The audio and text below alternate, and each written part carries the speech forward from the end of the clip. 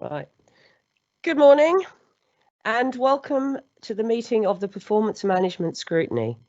My name's Councillor Claire Wild. I'm chair of the committee and I'm obliged to inform you that this meeting is being live streamed and recorded. Members of the public will be able to hear the audio of the meeting and view the papers shown on the screen. This meeting is being held using remote technology, and should any committee member experience technical difficulties during the meeting, they should immediately contact the designated IT officer on the number they have already been supplied with. Everyone is requested to mute their microphones unless asked to speak. Please only use the chat function to indicate the desire to speak. Do not use it for anything else so that it's clear who's asking to speak, and the debate has to be heard by those listening to the audio feed. As chair, I will interpret the Council's existing standing orders in light of the requirements of remote participation with advice from the monitoring officer prior to making a ruling.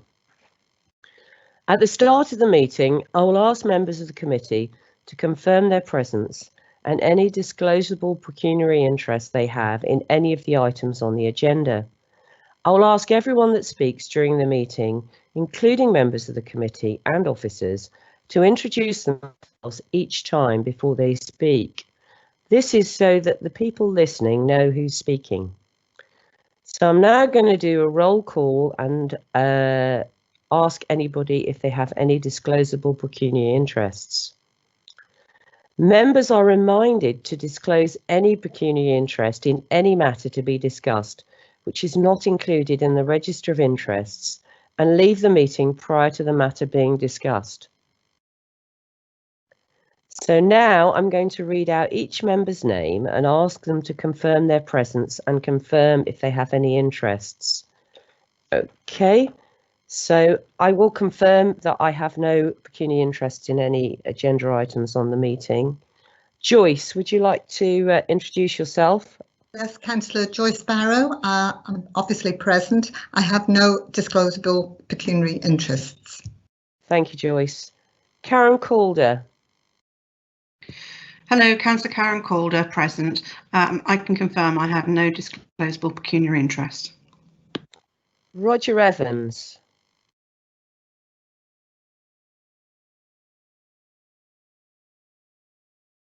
Hello, Roger. Can you unmute your mic, please?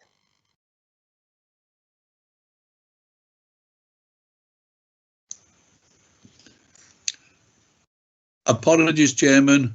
Roger Evans, present, and have no pecuniary interest to declare. Thank you, Roger. Hannah Fraser. Hannah Fraser, present. No pecuniary interest to declare. Thank you. Alan Mosley.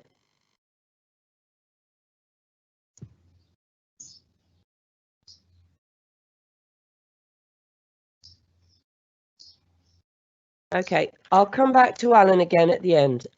Cecilia Motley. Present, no pecuniary interest to declare. Thank you. Peggy Mullock. Present, no pecuniary interest to declare. Thank you. Dave Tremelin. Nothing to declare. Thank you. And Les Winwood is absent. So can I just go back to see if Alan Mosley's with us? No. Okay, so maybe Alan will join us at some time during the meeting. Okay, so I'm now going to turn to the items on the agenda. So the first item is apologies, to receive any apologies for absence.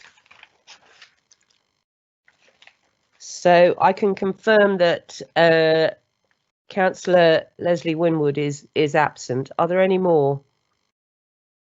We don't know about Alan because he hasn't logged in yet. Okay. Would you like to respond, Julie or Tim?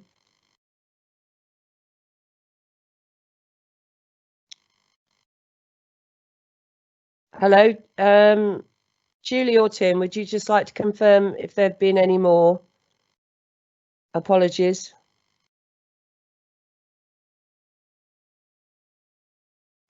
Okay.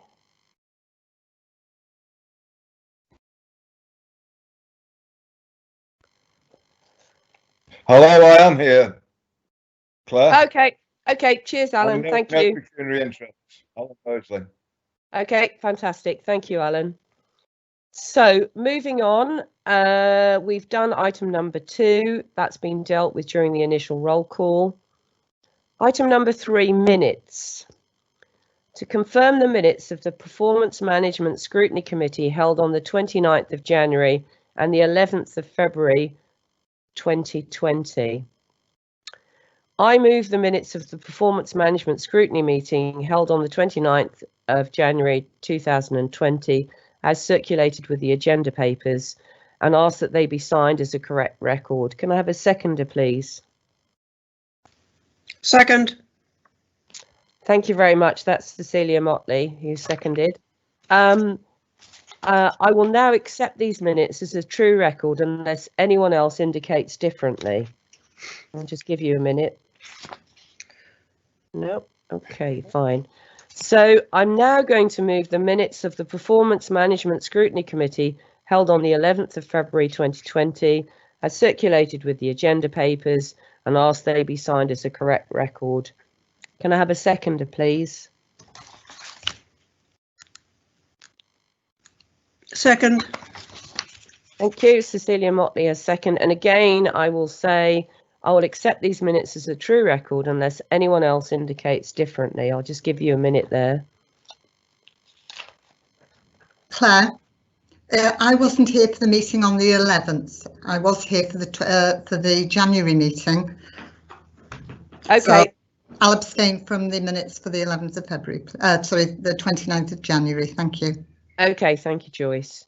Okay, so now I'm going to move on to item number 4, which is public questions, and no public questions have been received. So item number 5 is members' question time, and there have been 3 member questions which have been received from Councillor Roger Evans. Councillor Evans is invited to read out his questions one at a time. Thank you, Chairman. Shall I read the first one out now? And this is Roger Evans speaking. Yes. Okay. My first question that has been submitted states, I note in previous years the financial outturn of the council has been published during May. It is understood it will be delayed due to the current circumstances faced by the council. I note, however, no proposed date is yet shown on any forward plan. Can the date be given when we may see it, please? I also note that there appears to be various comments and reports concerning recovery plans being put together and published by councils. When will we be allowed to see, scrutinise, and if needed, comment on the Shropshire recovery plan? Okay. Thank you, Roger. I'm going to now read out the reply. The financial outturn report for 2019-20 will go to Cabinet on the 15th of June 2020. To date, we've been working through a framework of silver and gold command groups during the first phase of C19. These in turn have been reported through to the local resilience forum and the overarching strategic command group for the region, which have been inclusive of the fire and rescue, police and public health colleagues, as well as the chief executive from local authorities. These groups are now shifting their focus onto the recovery phase and are in the process of defining what planning should include. What are the key objectives as a region or sector, and how effectively we can share and progress issues as we start to implement these plans. Okay. As with other councils, Shropshire Council has been moving to the next phase of work and has been realigning the work of the business group and the subgroups that sit below this. Through the leadership team, we have been putting together a broad programme of activities. At this stage, identifying those high-level activity headings before we then develop the detail of specific areas of work. This will be an expansive programme of activity going forward and will include internal business process and procedures for new ways of working, as well as how we deliver on the wider economic recovery objectives for Shropshire. Whilst there are a number of subgroups being developed to focus on specific areas of work, full engagements of local communities and particularly the voluntary sector will be essential. The involvement of local elected members will be an integral part of this. The leadership team will share the proposed programme of activity and informally as it develops over the next few weeks, before presenting a confirmed programme of recovery activities formally to Cabinet. Do you want a supplementary question, Roger? Yes, please, if I may. It'll be quite short. Okay. Okay. Yep. Councillor Roger Evans, supplementary to do with this. I read that, and I'm being told that there are officers going to various main towns in Shropshire looking at introducing pedestrianisation in certain areas due to the C19 and the need to keep our distance from other people. How is that going? How will that affect the recovery of these towns? What involvement will there be with local members as these are developed? Please. Okay, can I ask the Joint Chief Executive, Karen Bradshaw, to reply to that question, please? Actually, Claire, I think Andy Begley is going to answer this one. Oh, right, the other Assistant Chief Executive. Andy's on the line, I think. Okay, yeah. Well done. Thank you, Andy. It's the other one, Andy Begley, Joint Interim Chief Executive speaking. In response to your question, your supplementary question, Roger, I think some of that work has only just begun in terms of how we're working with individual towns and communities around the flow of pedestrians. That work, as it develops, will include in the different market towns, include those community leaders, elected members in how we draw up those plans. As I say, the main ones are done in kind of a phased order at the moment. You'll be aware that Shrewsbury and Oswestry have this week had a couple of walk round sessions, if you like, where people are starting to try to understand what sort of measures need to be put in place so that we can start to as restrictions lift and retail and town centres become better used, how we can keep people safe through social distancing, and that's around, as you rightly say, the flow of pedestrian at a safe distance through those towns, market towns and villages. Okay, are you happy with that, Roger? Yes, thank you. It is the involvement with the so-called local community leaders, maybe members and other groups around the different areas and also the rural areas. But thank you for that both. Thank you, Roger. Before you ask your next question, Roger, I unfortunately missed Alan on chat saying that he wanted to speak. Is there something you wanted to say, Alan? I was going to say I was having trouble finding the various icons to turn my speaker on. Oh, okay. I'm opposite now. Okay, you're on it. Okay, well done. Thank you, Alan. I would just add to tell Roger that there is the group that he's describing set up for Shrewsbury, and we have a meeting this afternoon with 6 members of the town council on it. Okay, thank you, Alan. That's really helpful. Okay, Roger, can you read out your second question, please? Thank you, Claire. My second question. It is reported that in various areas, local authorities like Shropshire will now be taking over responsibility from government of all the care homes in their respective areas. There are many comments on the good work that Shropshire Council is doing in this area, but what do these recent reports mean in practice? I do note that an extra £600 million is being given to local authorities to pass on to care homes, but what extra help and assistance will this council now be expected to take responsibility for? Okay, thank you, Roger. I'm going to read out the reply now. Right, Shropshire Council has been working proactively and positively with our care homes and system partners to provide support through the current crises. In relation to extra responsibility and a share of national additional funding for care homes, Shropshire Council is required to identify all care homes in Shropshire eligible for the additional funding, identifying the amount of funding each care home is entitled to, and passport this funding to care homes.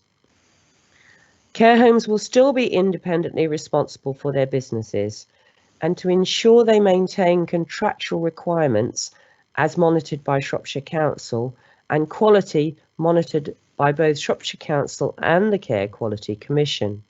Shropshire Council is working closely with colleagues in health to ensure that care homes are well supported with both infection prevention and control processes and training through the Community Trust and receiving adequate GP support from named clinicians. We're also responsible for coordinating testing in care homes across the county, with the aim for these tests to be carried out by early June. In partnerships with colleagues in Shropshire, Shropshire Community Health, we are delivering a process which will enable care home staff to be trained in carrying out testing within their homes to support their resilience and capacity for testing whenever it is needed going forward. Shropshire Council will continue to support providers with access to emergency PPE where they are not able to access their usual supply chains through PPE provided by the local resilience forum, but also using our own purchased stock of PPE when required. We will continue to provide regular support to providers with any concerns they have through regular welfare calls via our care home team support, but also supporting them by advising on PPE procurement where they're struggling. We will continue to develop the new creative ways of working with individuals with care and support needs and build on what has already been achieved by doing things differently. In regard payments to date, we have been able to give frontline care providers, organisations supplying domiciliary care, care homes and supported living providers a one-off payment which is representative of an additional 10% of their current contract value for 12 weeks as at the 31st of March 2020. We have decided to provide this funding as a one-off payment as we know that providers are currently incurring significant additional costs in relation to the purchase of PPE agency staff, funding for staff who are unable to work and other financial challenges, and this will immediately support their cash flow. In addition to assisting local suppliers and companies during COVID-19, the Council is committed to pay invoices within 5 working days of the invoice date or sooner, rather than on the usual 30-day terms. This commenced on the 1st of April. We will review the funding that we can give to providers to support them with the significant costs they have been incurring as a result of COVID-19, as we move forward for all provider partners as well as for the care homes. Do you have a supplementary question, Roger? Yes, please. Right. I think I'm right, but on the radio this morning on Radio Shropshire, I heard that of the 600 million, Shropshire is going to get, I think it was said, 4.6 million. I note some local authorities are using some of this to actually help pay for some of the extra services that councils will now be providing for care homes. Will this 4.6 million, which is part of the 600, which is widely quoted, be passed in full to care homes, or will there be some extra costs which need to be paid for and so some of this money used? Okay, thank you, Roger. I'm going to ask Andy Begley, the Joint Chief Exec, to answer this one again, please. Thank you, Claire. In response to that question, Roger, over the past 3 days, we've been receiving guidance from government just around how that money is to be distributed. You're correct in terms of the calculation today. It's shown that we should have 4.6 million for Shropshire. Interestingly, there's been advice on just how and when that should be distributed. And again, we're just working through the details of that. At the moment, they're suggesting 2 tranches as that goes out, and we're trying to work out on what basis that money is distributed. At the moment, the current advice, I think it's per bed. So again, we're just looking to understand what that means for particular providers. And we're also concerned that this may bleed across to domiciliary care, but we've got no further information at this stage, Roger, around that. So the advice, as you're aware, is changing very rapidly around this. So we're trying to stay on top of it. But my general response is that money in its entirety will be passported to the care sector and will follow the guidelines that come through government around just how that's distributed. Thank you. Okay, thank you, Roger. Do you want to ask your third question? Okay, I'll read it out now. I note the recent press release sent out by the Cabinet member concerning schools and the money provided by government to help them recover extra costs due to coronavirus. Areas are identified in the appropriate government paper that is referred to in this press release. The paper is entitled Coronavirus COVID-19 Financial Support for Schools. It details examples of what they, government, consider can be covered by this fund.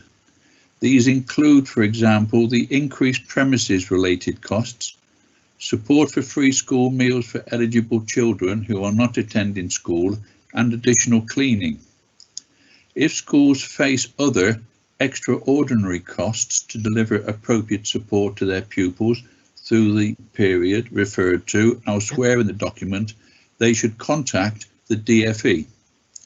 Have Shropshire Council sought any extra help for local authority schools that have and are incurring costs other than those listed above? Can I also add that I am the local government representative on 3 primary schools and chairman of 1. So it is of interest to a number of primary schools, and that's the reasoning behind this question. Thank you. Okay, thank you, Roger, and I'm sure you had that at the beginning to your interests. So I'm going to reply. Okay, and I believe you've already received these written replies, have you, Roger? No, I have not seen them. I did request them, but have not seen any of the replies at this moment in time. Okay, well, I'll make sure they're sent over to you because there is a link on this one, and I'm not going to read the whole link out. Okay, so I'm going to reply. Government guidance on school funding. Exceptional costs associated with coronavirus COVID-19 for the period March to July 2020 was published on the 7th of April 2020. Now there's a link which we will forward to you. It is referenced that in June we will publish further guidance for schools on the process for informing us of any additional costs relating to coronavirus COVID-19. It is hoped that this guidance will take account of the actual experience of schools during the first phase of lockdown, in which the loss of private income has been an issue for a number of schools and is not covered by the guidance published on the 7th of April. Shropshire Council officers have repeatedly brought this to the attention of the Department for Education officials and would hope to see this covered in the revised guidance. And can I just add at this point, just for the people who are listening, when they talk about the loss of private income for schools, I think they're talking about breakfast clubs and the hiring out of the school. So I hope that helps those of you who are listening. I'll continue now. The guidance may also look towards other cost pressure schools will be facing as they begin planning for a phased return of some year groups after the summer half term. For example, the purchasing of PPE in use for schools. Council officers have regular meetings with the DFE and continue to put pressure on them regarding the loss of private income and additional costs schools are incurring as a result of COVID-19. They continue to support our maintained schools, in particular those with budget pressures, including how they are able to use reserves or other resources at their disposal. Where there are exceptions to this, we will look at individual cases in order to present and take up individual cases to the DFE. Now, if you do you have a supplementary question, Roger? Only a quick one. Thank you for that information. And as you say, the private income is from breakfast clubs, afternoon clubs, meals when children buy a meal in schools. All that income has obviously disappeared and the money has to come from somewhere to pay. And it's that concern which is where I'm coming from. So thank you for that. And also about the June when maybe, hopefully, further information will be available. But schools have to set their budgets by the end of June for this current year. So can I urge officers to say that it is urgent that clarification is sought, because schools must set a balanced budget unless they have permission to do otherwise. So basically, you're just asking for confirmation of Karen Bradshaw, the assistant or the joint chief exec, about that, are you, Roger? I am, yes, yeah, because okay. it is urgent, and government need to be pressed to give an urgent clarification of the paper that's referred to? Okay. I'll ask Karen Bradshaw, the Joint Chief Exec, to respond to that one then, briefly. Thank you, Chair. It is a brief response, and yes, we continue to press the DfE representatives. We do meet with them weekly, and this is clearly a regular topic of conversation. We are, as we said in the response, working individually with schools, and we do have a handful of schools that will have a challenging position next year, and clearly we're working with them, as the response says, to support them through that and to plan accordingly. But we do understand what Roger is saying. Thank you. Okay, thank you very much indeed, Karen. Right, so we're going to move on to item number 6 now, which is COVID-19 supporting communities and community response. And I'm going to ask the Joint Acting Interim Chief Exec, Karen Bradshaw, to introduce herself and present this item. Thank you. Thank you, Chair. So to confirm, my name is Karen Bradshaw and I'm the Acting Interim Chief Exec. So to present this report, this is the first of a series of papers that will be presented to this Scrutiny Committee on the COVID response. It gives members the opportunity to understand in detail the work that has been undertaken whilst identifying opportunities for future activity. This particular paper is about our response within the community. And we've got a number of officers available today to respond to members' questions. I am going to assume that members have read the report, so we'll just tease out some key points by way of context.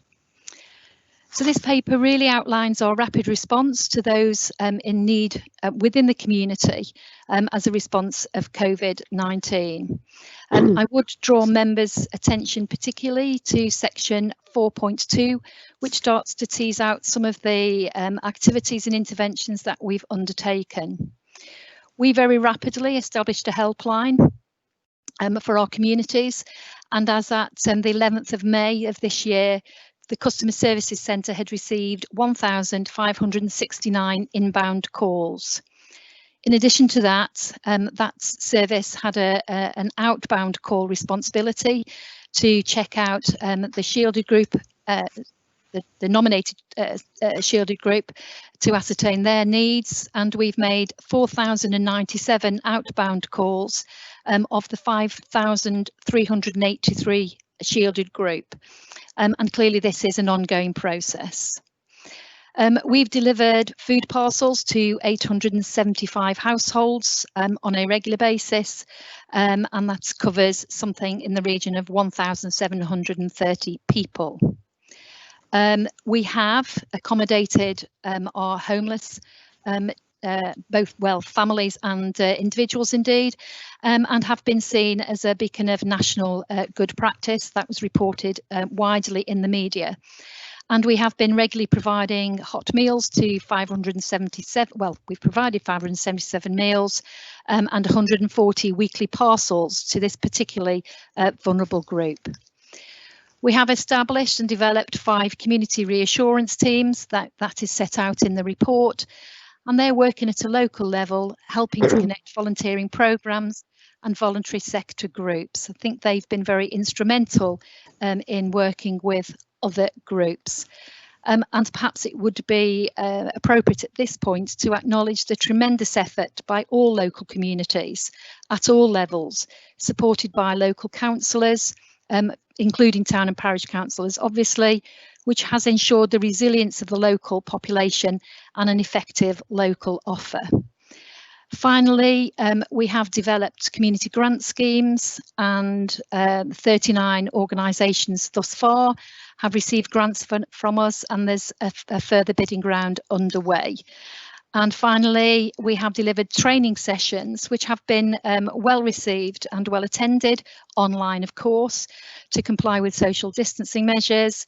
So we've undertaken 17 of those with a much wider audience, obviously, including things around aspects around nursing, sexual health, having difficult conversations. And these training sessions have been repeated several times because of their popularity.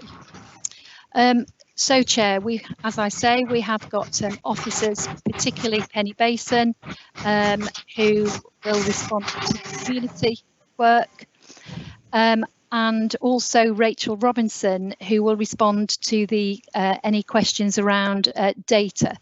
And I would add that data collection has been critical and continues to be so to understand those members of the community who are at risk and vulnerable. So, Chair, that concludes my presentation. Thank you. Thank you. Thank you very much indeed. I'll now ask members of the committee for their comments. Please indicate on the chat function if you wish to speak. Please remember that when asked to speak, members should unmute microphones, state their name and remute on conclusion. And I have got Cecilia Motley first. Thank you, Chair. Thank you, Karen, for your report. That was extremely helpful.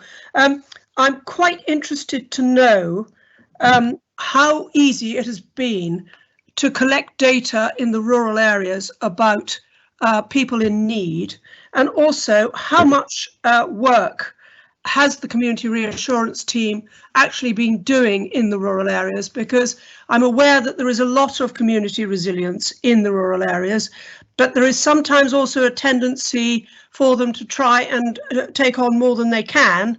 And I'm just wondering whether you have found any instances of particular pressure in rural areas which has been rather hard to dig out, as it were. Chair, perhaps I could suggest Penny Basin answers this question, please. Yes, absolutely. Are you, Penny? Thank you, Chair. It's Penny Basin. So if I can answer the first part of the question, and I will also answer the bit on the data, but Rachel Robinson might want to come in on the data as well. So with regard to how much work in the rural areas, so the community reassurance team has been split between the 5 areas of the county. And there's been a particular focus on ensuring that we are working within the rural areas and connecting with the town and parish councils there and the community groups. And we've taken the details and we've put on a Power BI report over 186 community groups. And those are the grassroots community groups that have sprung up. They were probably working in some way before, but have really sprung up and been really helpful to those communities, people helping their friends and neighbours and the communities more broadly. And we've been working with those groups to make sure that they have what they need and that they have the information they need and they know how to get in touch with us if they need anything extra. There's particular focus on food because people who are shielding or people who are isolating, and particularly those who are more elderly and worried about their health and COVID, have been staying indoors and been looking for ways that they can receive supplies and food. Now, the national programme has been providing food boxes to people who are on the shielded list, but we know that there's more vulnerable people in our communities that also need that support. And so we've been making sure that they have that support. Now, I would say that the community groups have been the bedrock of all of the response to COVID. We're really lucky that we have such good community spirit and people doing that work. We have had some conversations with community groups where they have been struggling, the amount of phone calls they've had, the amount of need in their area.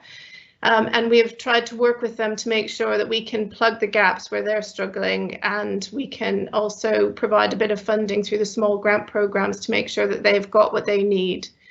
In addition to that, we provided grant funding through the Food Poverty Alliance so that all the food banks have access, both emerging food banks and established food banks could have access to funding to purchase food directly as well. And I think the other element of this that we've been working with, although I think there's more work to do, is around schools.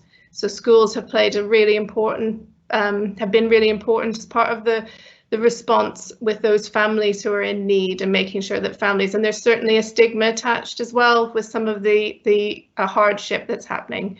And so schools have been a really central point for being able to ensure that people have the food parcels and the things that they need as well. with regard to the data, so we've been working really hard, our IT department and our insight team, amongst others, to pull together a list of vulnerable people. So the central government has shared, with appropriate safeguardings around the data, the list of shielded people, and we've been able to add to that list with who we think may be vulnerable as well.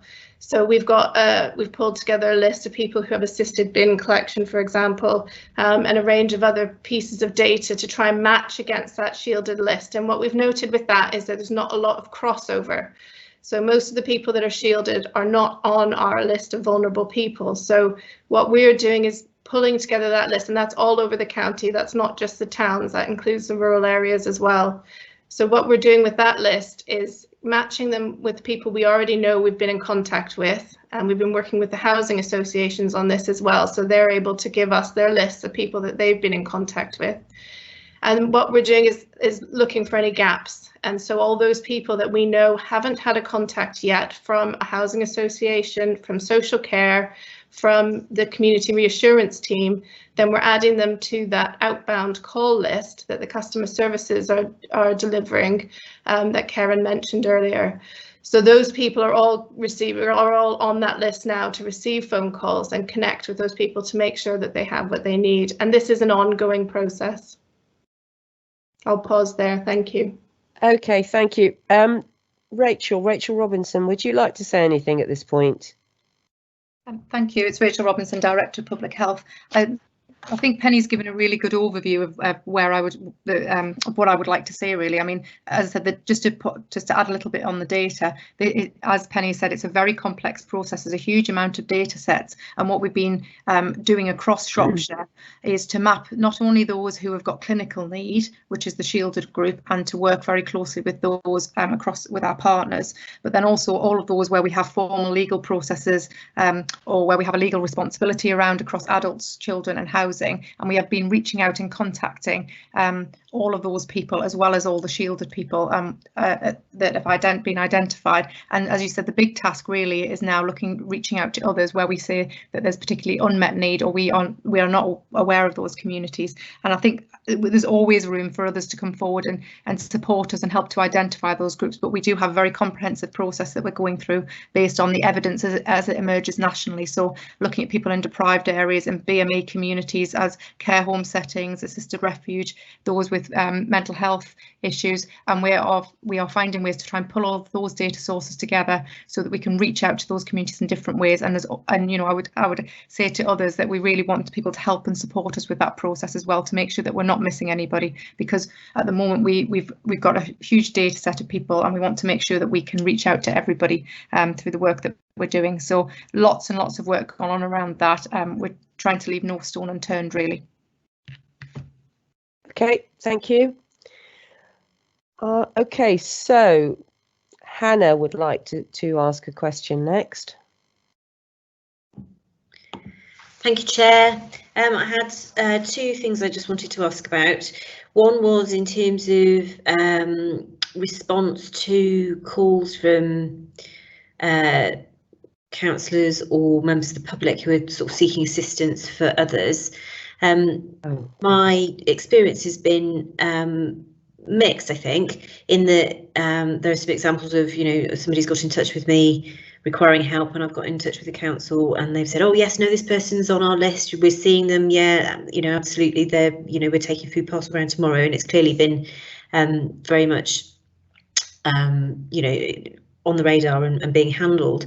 And then a couple of other instances where I've got in touch saying, you know, somebody's really struggling because they can't get to the shops or something, can somebody help? And the response has been much more, oh well, I don't know who can really deal with that. I don't know, have you got any volunteers in your area? You know, don't know. Somebody will get back to you tomorrow or the day after. And that sort of response has left me thinking, well, you know, I'm not somebody who can volunteer myself, because I'm one of those people whose life suddenly got really complicated when the schools closed.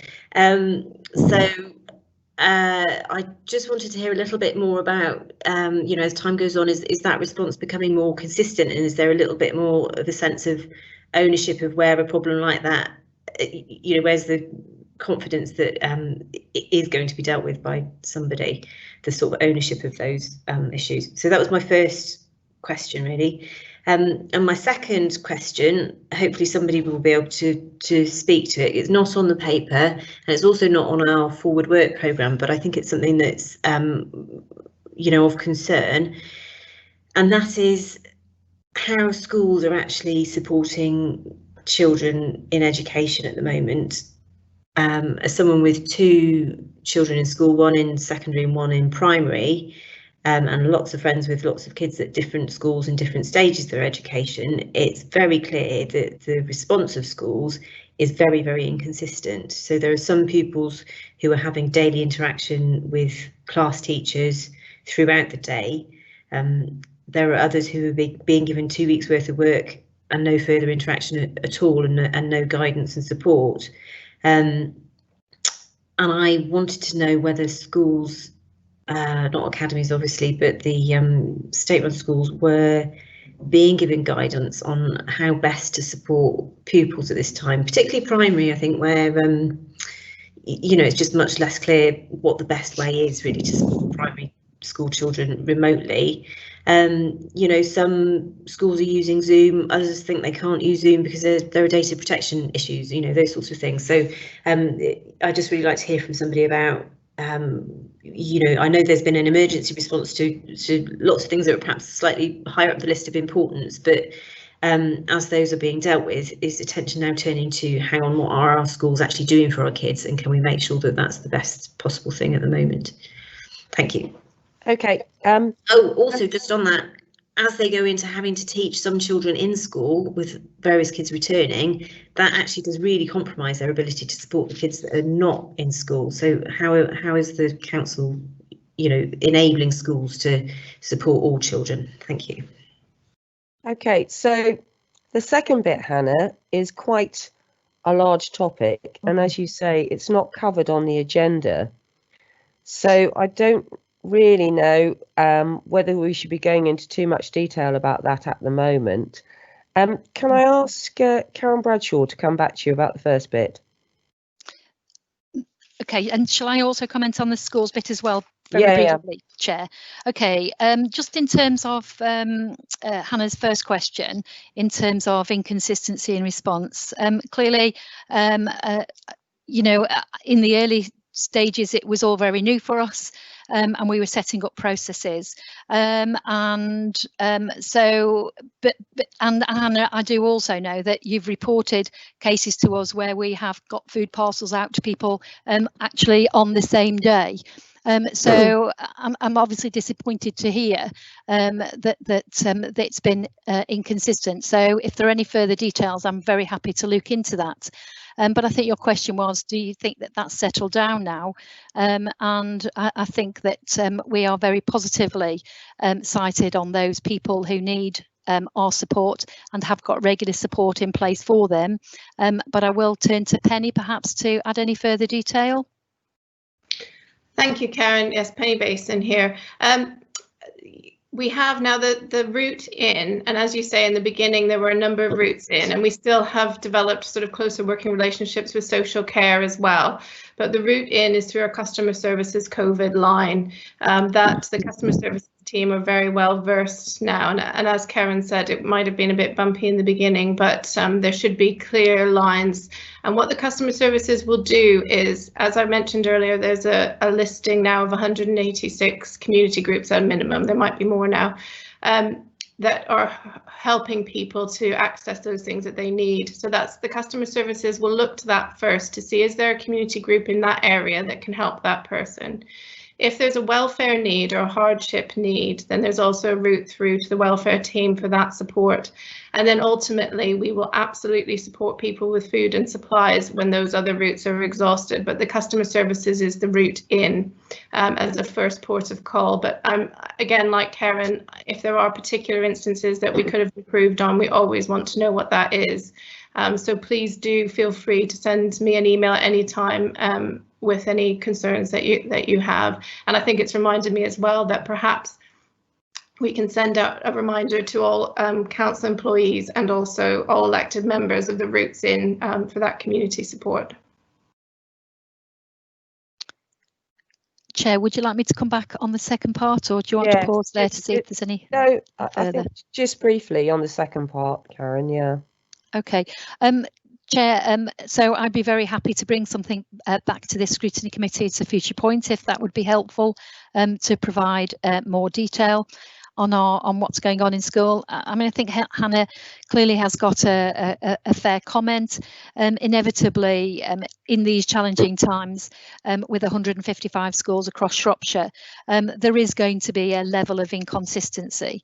But we do have regular contact with all of our schools. We have daily updates to them and very regular dialogues with almost all of them. And we particularly are focusing on the vulnerable children, making sure that vulnerable children are in school and receiving the supports that they require. And officers across the council are also offering support in terms of particular topics, subjects, homework, activities, intervention. And there's a wealth of materials that we receive on a daily basis. And again, we pass all of those out to schools so that they can be as creative as they can be with their pupils in an online basis. But I do appreciate it is challenging. There is a level of inconsistency, and we are working with our schools to try to ensure that those students who need to be receiving the education do so. But I'm happy to bring back a paper at a future meeting. Okay, thank you very much. Hannah, is that everything now? Yeah, no, it would be great if it could come back to a future meeting. Yeah, I realised it was a big topic. We weren't going to talk about it in detail now, but yes, to hear more on that would be great. Okay. And thank you to Penny for her comments as well. Okay, and apologies to Cecilia, because I forgot to ask if you wanted to come back on your first question. So if you'd like to come back. Thank you, Chair. Cecilia Motley here. Yeah, the only point I would just like to make, and I would like to thank Penny very much for her presentation, as it were, really, because it was extremely useful. But the only point that I would just like to make is that my perception from a very rural division is that it's not so much the people who are shielded per se, because they have a letter from the Department of Health to say that they are shielded, but it's the ones that aren't shielded but are elderly and are very nervous about going out. And I think they're the ones that I worry about not always getting onto the system as potentially being in need. So I would just make that point. Okay, thank you, Cecilia. Right, I've got Roger next. Thank you. Thank you, Chairman. Councillor Roger Evans. We've got 3 areas I'd like to ask questions on, but can I pick up first that Councillor Fraser picked up and suggest that topic come onto the June agenda for this committee, because it is going to be very prevalent over the next few weeks as we head towards the summer holidays, where children of Shropshire are. So it would be good for members to understand what is happening and the pitfalls and the problems that the schools are encompassing and how the local authority are looking at it. So can I suggest that is looked forward in June? But my areas are, first one is on page 4 of the report that we have.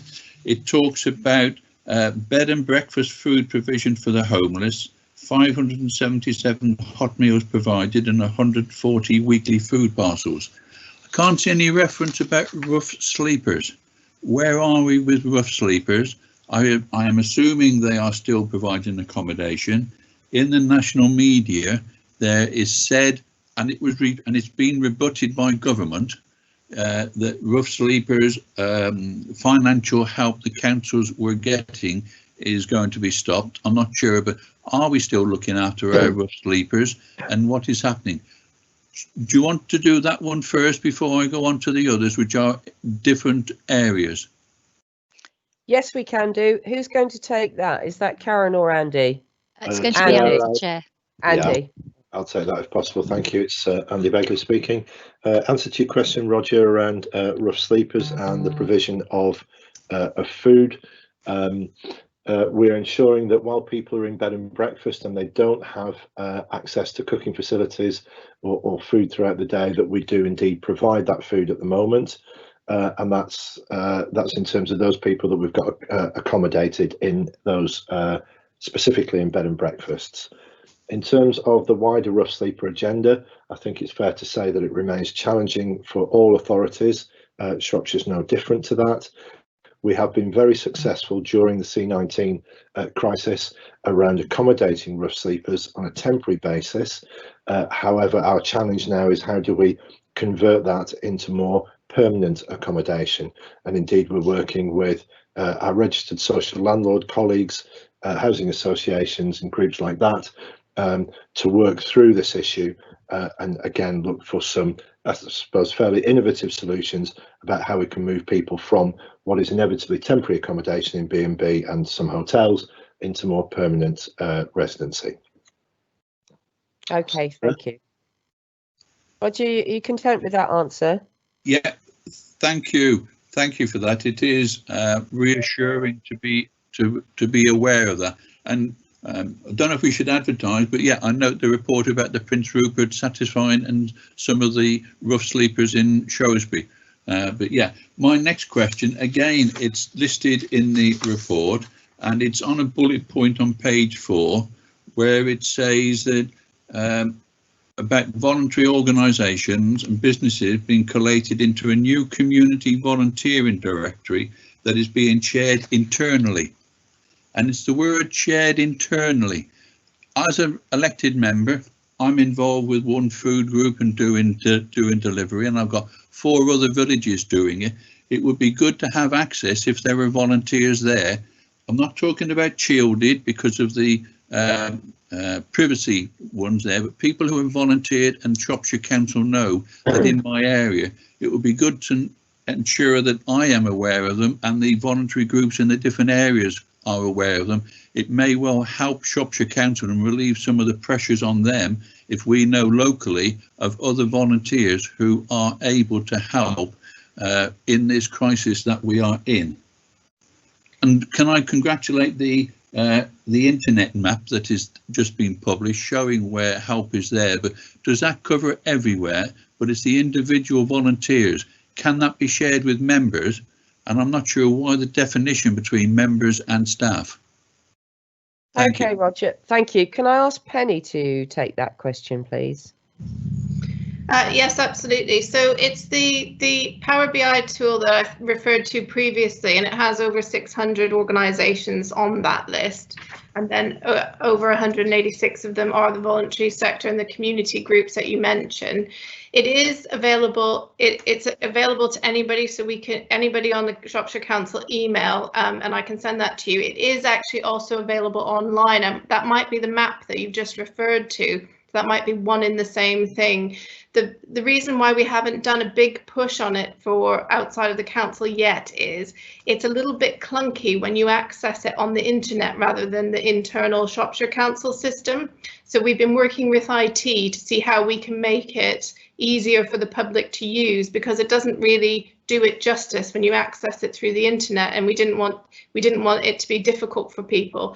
So they're working on it now, and when it's at a better place, we were going to do a big push on letting everybody know that it's available. But in the meantime, I'm very happy to send the link to the internal one to all elected members. There's no issue there. Okay, thank you very much indeed, Penny. Could you just give your full title, please, just for the public who are listening?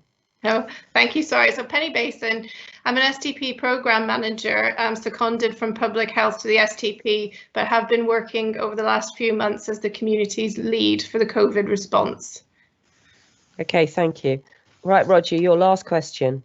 Thank you, and thanks, Penny, for that. And it would be good to share it with members, because it's the individuals that have volunteered to help. I think all members would be grateful to do that, and it would help the persons who do need help in our communities.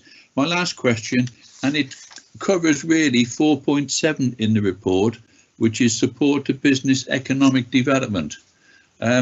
Last Wednesday, I think it was last Wednesday, I heard one of our joint chief executives on the radio said that 89 million of the 91 million that government have given Shropshire, 89 million had either been allocated or was down to be allocated, had been earmarked for it. On the government table, which was published yesterday, and I assume was updated on Sunday, because that's when the date, it shows that Shropshire has actually given out 68.3 million of the 90, which is £20 million less than what was stated last week. So does that mean there's £20 million still going through the processes of Shropshire Council? And why is it taking so long? I noticed that some other local authorities are up at 98% of the money that they've been given out. And for Shropshire, again, for the number of applicants, I note that 75%, this is the government table, whether it's accurate or not, I'm not sure, but the government table show that Shropshire has given money out to 75% of the potential applicants the government say we should be giving money out. And in the table itself, we're languishing in the bottom fifth overall in the country. I want us to be at the top. I want the money to go out there. And I congratulate the staff on their doing what they're doing. But what I'm saying to the Chief Executive is extra staff needed in that area to try and get that money out where it is needed? Thank you. Okay, thank you very much. Who's going to answer that one? Is that for you, Andy? Or Karen? Chair, perhaps I'll pick that up first. Oh, hold on a minute. Is James Walton here? Is he? If James Walton is around, perhaps he could answer that one. I'm here and I'm happy to answer if that's helpful. Fantastic. Okay, yep. Thank you. So James Walton here, Council's Director of Finance. Okay, so basically we've been allocated £91.7 million, and that allocation was based on information that government held, so it was never necessarily going to be an accurate figure. So as a starting point, in terms of the allocations that have been made across the country, it's based on a figure that is actually not necessarily 100% accurate. In terms of the process that we have, we've asked businesses to complete a very short application form, and then where necessary we're having to verify bank details and go back and verify information on the back of that to enable the payments to be made. Where that process has happened, most of those payments have now been made, and so we're into the £60 million sort of figure in terms of the payments that have been made out so far. There are a number that are still going through the process where we're still trying to verify bank details, information coming back from businesses, etc. So those will all be dealt with, and those are actually being dealt with quite quickly and quite efficiently based on the process that we have. What we also are aware of, however, is that there are a number of businesses that are numbered in that allocation from government that have not actually made an application. And that number is quite significant across the county. We know that we have 12 to 15,000 businesses, 12,000 of those are small businesses across the county, and therefore those small businesses are going to be eligible for grants. But if they're not applying for them, then we're unable to make those grant payments out, because we literally do not hold the details of those businesses. We don't hold their bank details, etc., because they're small businesses and therefore they get business rate relief. So we don't have the information to make those payments. We're reliant on those businesses applying, and at this point in time there is the potential for maybe £15 million worth of businesses of grants eligible to businesses that literally have not been applied for. So it's not a hold up within our processes, it is literally we don't have the information to make those payments. Okay, could I just ask Karen to come in there if you've got something else you'd like to add? Thanks, Chair. Yes, and clearly one of the, and Roger said what other support, clearly we've got very strong links between our economic development team and our finance team, and our economic development team are working really hard with our communities. We want this money to be out with those employers, with those organisations where it's needed. So our economic development team are in communication with those organisations, trying to make sure that we get those applications in for those who are entitled to that funding stream.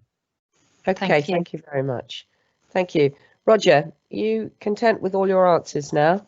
Yeah, I'm content with them, but I think officers are aware, and I'm aware of certain instances where there's been delays getting it out to individual companies who have, and in one case, actually ran out of money and wanted to do it. So can I urge that wherever possible, we try and make phone calls rather than rely on emails, because internet is intermittent in some areas, and a phone call and a personal contact can sometimes circumvent some of the problems and get a better understanding from both sides of the problems that businesses and the council are facing, to ensure that no fraud is committed or anything like that. And we're doing our best to do it, but businesses do need it, and there needs to be some understanding of the difficulties from both sides.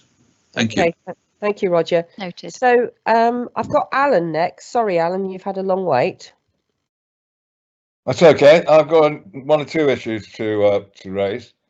Much of this information would have been incorporated in meetings that we had between the senior management team and the group leaders. This enabled us to obviously give a commentary to all our members and up-to-date responses. Is there any consideration being given to resuming those meetings? Okay, well, I don't really think that's a question for this committee, Alan, but I will get confirmation off Karen. That would have been my response to, Chair. That's something we can take outside of this meeting, please. Thank you. Okay, thank you, Alan. Would you like to ask your next question? Yeah, I was just on the community response teams and that sort of thing, and the mutual aid configurations. It would be useful, as Roger mentioned, to have a copy of this 186 listed organisations, as it were.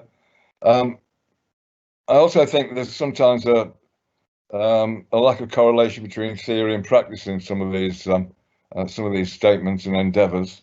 I provided information on 3 occasions about the services that are offered in the area that I represent: Alan Mosley, Castlefield and Ditherington. And I'm yet to have any meaningful talks about how we could collaborate in providing services. Don't want to dwell on this or go into any detail, but I think we are missing a trick in terms of what services the mutual aid on a local basis are able to offer as the pandemic develops. And I think they are particularly important, not just in terms of helping those who are in need, but helping them on an ongoing basis, because all the volunteers that I've asked to do tasks have maintained contact with their neighbours, because they are neighbours, and it's got an enormous role to play in community resilience for this pandemic that's likely to go on for some time. My system has been on and off a bit, I'm afraid, so this question might have been asked before, but I'd just like to ask James. I understand that the government has given some money for the major authorities to help out the lower authorities during this in terms of their loss of income and extra expenditure. Has anything been determined how that's going to be distributed? Right, so should we get James in first, and then we'll get Penny to sort out the rest of your question, Alan? Okay, thank you, Chair. So James Walton here again, Council's Director of Finance. In terms of the funding allocated by government for COVID-19, there were 2 allocations of £1.6 billion, so £3.2 billion in total, which was sent to local authorities. And 18 million was the figure for Shropshire Council. Those figures were based on the returns that were made in relation to the cost pressures and shortfalls, loss of income for those major authorities. There was no request within any of the returns to include any costs for things like town and parish councils or other organisations. In terms of the political response that's come from government, it suggests that if local authorities wish to make funding allocations to town and parishes, then they can do that from the funding that has been applied. Nevertheless, for Shropshire, we know that currently our estimate of spend and loss of income around COVID-19 pressures is already in the order of between 30 and 35 million pounds, and so an 18 million pound allocation is around about half of the funding that we actually need. So at the moment there is absolutely no capacity to consider making a discretionary allocation to other bodies, which would include town and parish councils. Okay, thank you, James. So can we go over to Penny now, please, so you can answer the first part of Alan's question. Thank you, Claire. Thank you, Chair. It's Penny Basin again. I think there is absolutely agree with Alan about working more collaboratively going forward. And I think, and Andy referred to it earlier in around the kind of next phase of our approach, or what some call recovery, and those plans that we're putting together. And I think there will be some significant work that we have to do together. And I think from my point of view, what we've been doing over the last number of months has really demonstrated how, by working with our communities and working across the directorates and the council, we can do so much more together. We've seen that massive amount of goodwill in the communities and that support for each other, and it's been so heartening.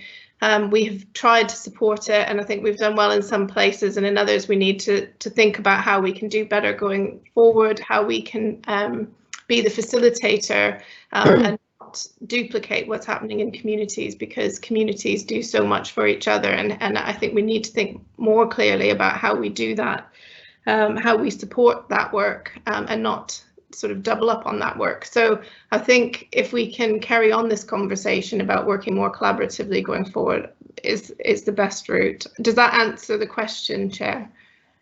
Okay, Alan, are you content with the responses you've had? Yeah, I'm happy with that. I'd just like to come back to James, because we did receive some correspondence that said that £1 million had been designated, but you're saying nowhere in your scheme of things does that occur. Just to say this, because the Shrewsbury Town Council, for example, is projecting £1 million reduction in its income and increases in expenditure, and that's a very significant proportion of our total budget, obviously. Yeah, can I just stop you there a minute, Alan? I think that obviously the finances that sits behind all this needs to come to another meeting so that we can look at it in more detail. If you're content with that, then I think we should bring that to the next meeting. Okay. Yep. Okay. Thank you, Alan. So next I have got Dave Tremellan. Hello, Dave. Are you there? Just, Scatterman, you caught me unawares. No, I just wanted to say that SALC, people were asking about this interactive map showing where all the helpful organisations are. In fact, SALC issued it this morning. They have actually sent out to all councillors, all parish councils anyway, a link to those organisations. The other thing I wanted to raise with regard to local support groups is that in Highley, I mean, we were one of the first to set up. We've noticed a falling off of the number of people who are actually asking for help. I mean, at one time we were getting sort of anything between sort of 12, 14, 15 inquiries a day, because we've got a team of people who take the calls and a team of errand runners. But in fact, I was on duty last Thursday and I didn't have a single call. And in fact, when we look at the logs that we've kept, there has been a distinct falling off, and I wondered just how widespread that was. We don't know what to attribute that to, whether or not people were taking advantage of the parcels being offered, you know, the government parcels and local authority parcels, or whether or not they're establishing sort of informal links of their own, whether or not people who are regularly shopping for them actually are in direct contact. Has anybody got any sort of indication of A, that happening, and B, why that might be happening? Okay, Penny, would you like to come in and answer that question? Thank you. Yes, Penny Basin. We are finding the same thing with the food distribution, and some of that is because customer services are able to work with people to find what is local already in their area. my view, I think there's also been a stepping up of the grocery stores, both in local areas. So the co-op is providing a ring and deliver service, working with volunteers.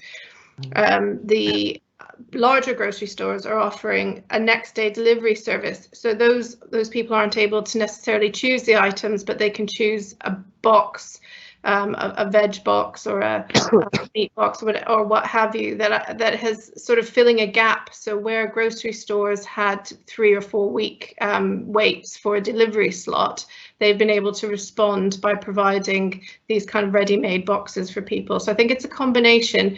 I've also had conversations with Age UK, and they have a shopping service, and they said the demand has really reduced in the last couple of weeks as well. And so from their point of view, they're pleased because they're able to put their resource back into their befriending service and able to support people that way as well. So I think we're seeing a general, people are generally tapping into the things that they need in around them to get the supplies that they need. But of course, we have to be vigilant with this and make sure that that is the case and that people actually are getting what they need, and it's not, and some things aren't going under the radar where people are in desperate need but not getting it. That's great, thank you. Okay, Alan, did you just want to come in quickly about Dave's point?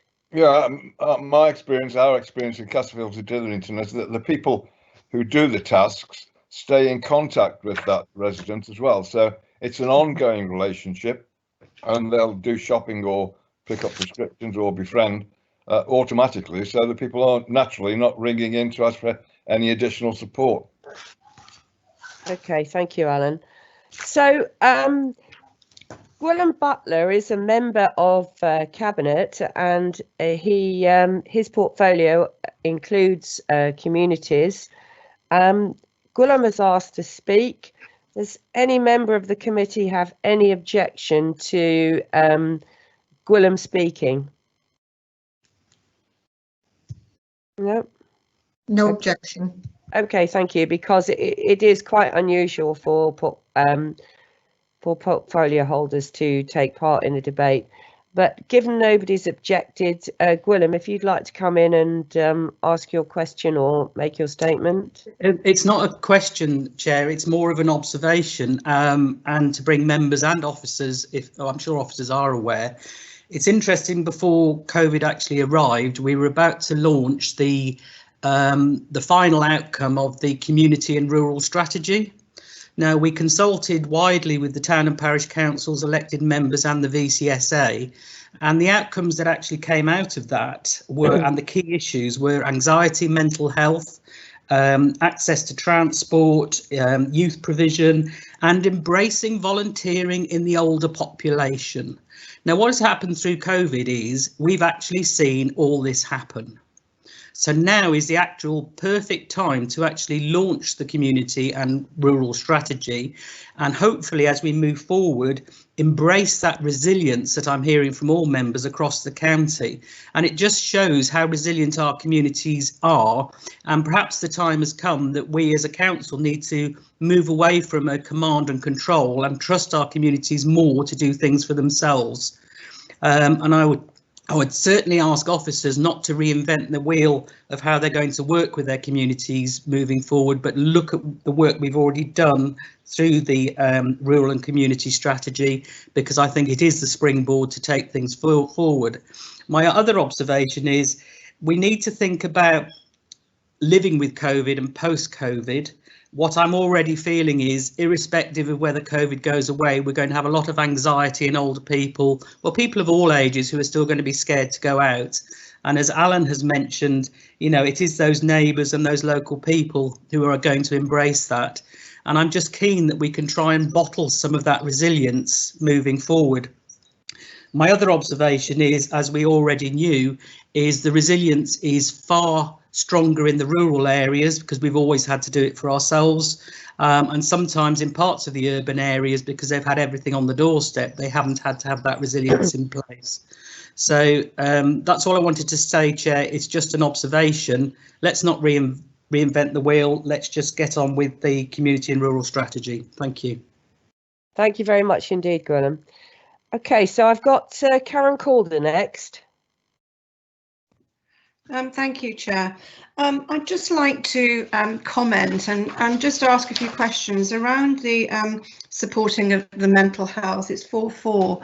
I do have some great concerns about this, and one or two other members have raised it as they've been asking questions and speaking.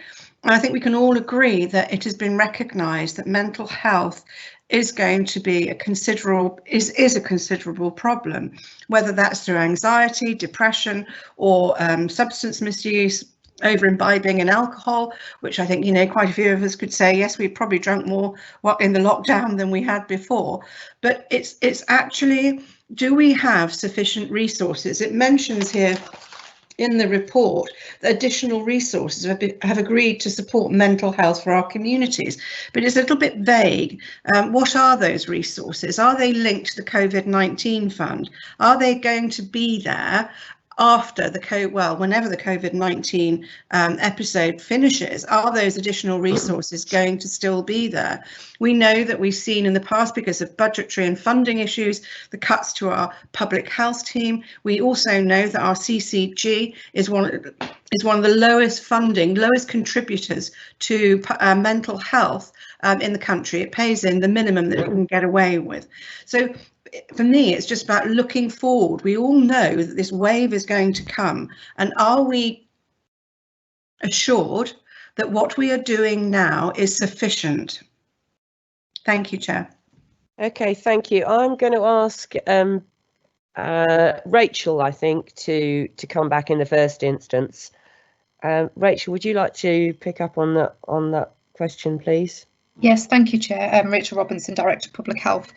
So as you point out, Karen, within the paper, it details some of the work that we've done around the immediate response to mental health. I'd say from the outset, and I think we mentioned it when we talked about vulnerable populations and populations that we were focusing on, we recognised at the start of this that, you know, mental health was going to be a particular issue. And as you've said, there's groups within that, domestic violence, around the kind of wider mental health issues, as well as alcohol and drugs as well. So we had recognised that at the start, but even prior to that, we'd flagged mental health as one of our priority areas that we wanted to target. But as you said, specifically through this, we knew that not only in the immediate COVID situation that we find ourselves in, but actually we expect that the situation around and the impact on people's mental health across all of groups of society will continue in the both short and the immediate and in the longer term. So what we've put in place currently is some initial investment that has been supported by the council to invest in some of those immediate gaps that have been identified, and that fund has particularly been around bereavement. As you can appreciate, there's gaps around bereavement for support for people. It's been particularly challenging at this time, around some wider support around children and young people, where we've services, and particularly some of our social prescribing support around that, and also around additional support around a tool that has been used within other areas very successfully, called the Big White Wall, which gives access to people for online support, one-to-one advice. So there's some specific gaps, but at the same time, there's been a huge amount of joint work that's gone on across all partners, both within the Shropshire area, but also across Telford and Wrekin as well, to develop resources. So we've developed a resource toolkit, which pulls together all the huge number of resources that are available from across the communities that already exist, and that has been nationally recognised. So that's easy to access for people. That's on our websites. That's gone out widely and to people. We've developed bereavement resources to share with people. And all of our services have responded and adapted as well. So just as one practical example, our social prescribing response, our link workers have been able to support people, and particularly around mental health with phone calls and support. So there's been a range of response around mental health. I think so I kind of summarise, I think firstly, we recognised it was an issue before, but COVID has really highlighted that immediate issue. So we've responded to that. We have brought together and reconfigured services that were already there, as well as pulling together resources for people. But we have started to plug some of those gaps initially. And I think, in answer to your question, that work will continue. The purpose of bringing some of these programmes in is not that it will end necessarily with COVID, but we will continue to review them and make sure that we have the support there. And I haven't mentioned domestic violence as well. We've also put some, we recognised that at the start, we put additional funding available for that, and we've been working closely with our local services, so that there is broad package there, and we absolutely recognise that it's a priority. And as I said, with everything around this, you know, anything more that we can be doing, we welcome that involvement from people. It's been really collaborative. I'll stop there. Thank you. Karen, have you got anything else, or is that it? No, that's it. Thank you. Okay, thank you.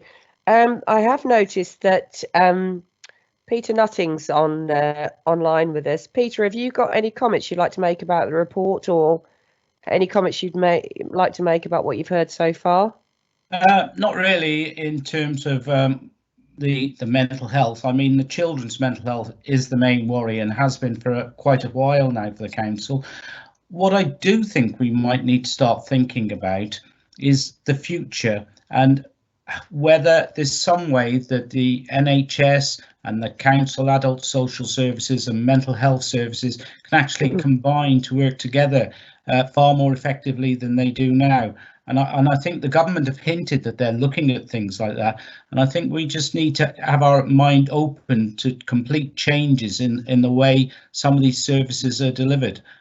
So I would say that in terms of money, I noted Alan was asking earlier about money, and Robert Jenrick saying we should get the Shropshire Council should give money to town and parish councils.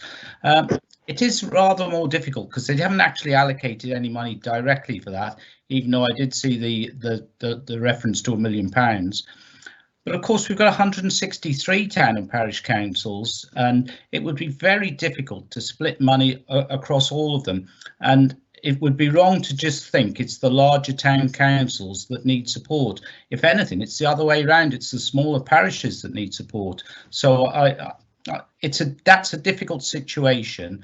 And I'm probably not as sympathetic as I should be to some of the bigger town councils, especially those who've got reserves of well over £1 million. And Shrewsbury Town Council, I think the reserves at the present are over £4 million. I don't know where Alan got the figure of £1 million in costs, because I can't figure that out. I've been looking at their audited accounts, and I don't see how he's going to lose £1 million in income. But nevertheless, we will do what we can, but we can only do what we can afford to do. And I'm not going to take money away from adult social services, which are desperately underfunded at the moment, to give to town and parish councils, unless there's some way of getting that money back.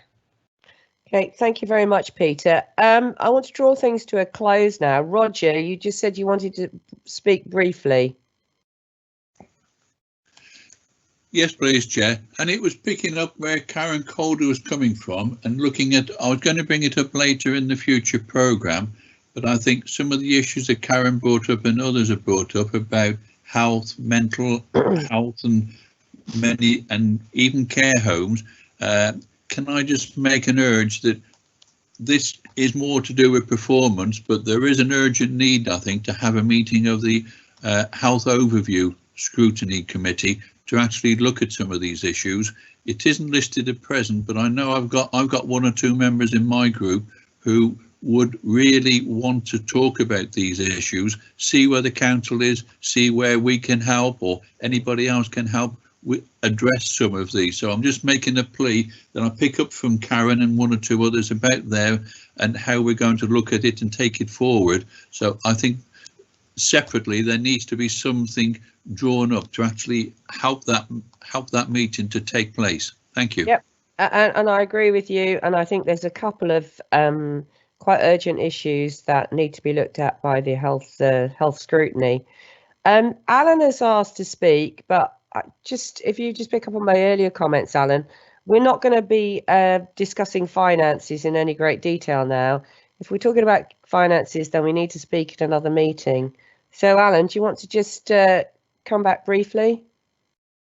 Yeah, it was just in response to the points that Peter was making. Yeah, I thought it might be. I just advise him to, as a member of Shrewsbury Town Council, which he is, of course, I just advise him to look at some of the emails that he's been receiving about the loss of income and the additional expenditure that is incumbent on the town council to put right.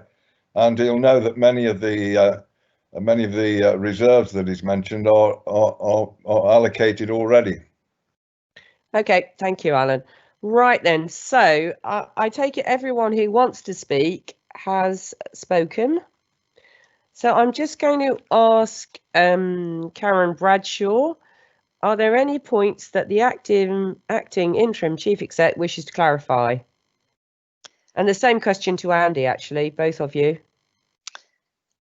Okay, so perhaps if I speak first, Claire. Yeah. I'm very happy that we've covered all of the issues and hopefully we responded to members' questions. Obviously, there's been some very helpful comments and we've agreed to bring some items back to this committee.